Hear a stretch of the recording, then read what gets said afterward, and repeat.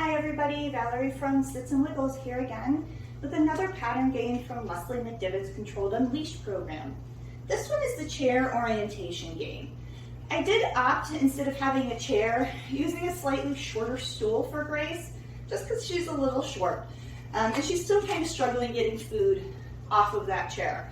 So it doesn't necessarily have to be a chair, but totally doable if it's the appropriate height for your dog. What we're going to do is we're going to kind of walk through this and how we're going to do this. It is a little similar to the up-down game, but we're adding in an element and a little bit of the ping pong game that we've already shown you in previous videos. So we're going to get her started. What you're going to need for this is your treats, a marker, and your dog. I do like using a clicker, but a word such as yes or good also works as well. If you happen to be working with a hearing impaired dog, thumbs up is going to be great. The purpose of this is just to add more elements into that reorientation and also giving your dog a pattern that they can really understand, and so their world isn't quite as scary or overwhelming for them.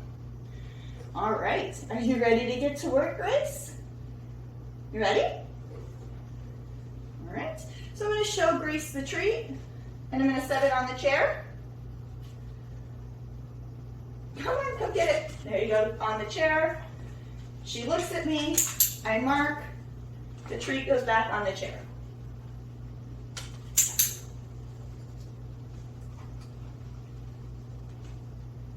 Mark when she looks at me, eats the treat off of the chair.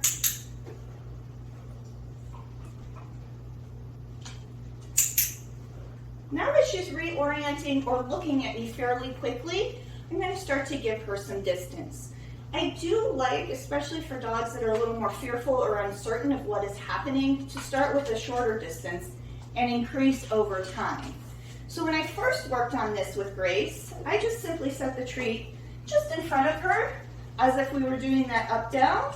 When she would look, I'd click, and then take it over to the chair. She'd look, I'd set a treat on the ground. She'd look, click, and it goes to the chair.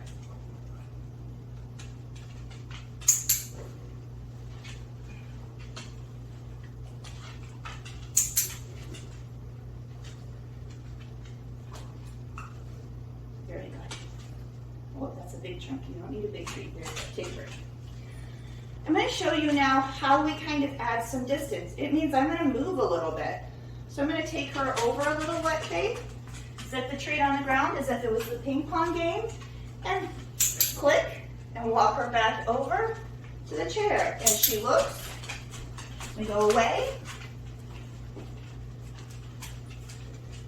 and she comes back to the chair.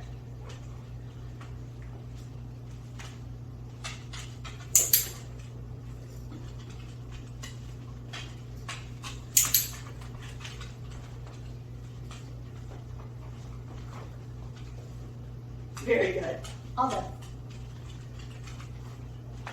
As she improves on it, she's going to start moving from point A to point B all on her own. And that's what we're really looking for. There's a chair with a treat. Cool. Oh, but there's a treat over here. Cool. There's a treat over here. Cool. So that we can start to get that movement involved as well with that pattern game. As your dog improves on it, you can start adding in some small distractions, whether it's a toy that they really like, some food, a person, or something that they're starting to be a little bit afraid of potentially or reactive to. Again, start small. Whenever I introduce a new element, such as a distraction, I also bring in that distance. I don't expect them to go all the way from one side of the room back to the chair with a new distraction. We start small and work it up. If you have any questions regarding the chair game, please reach out to your trainer and we will happily answer those for you. Thank you and have a great day.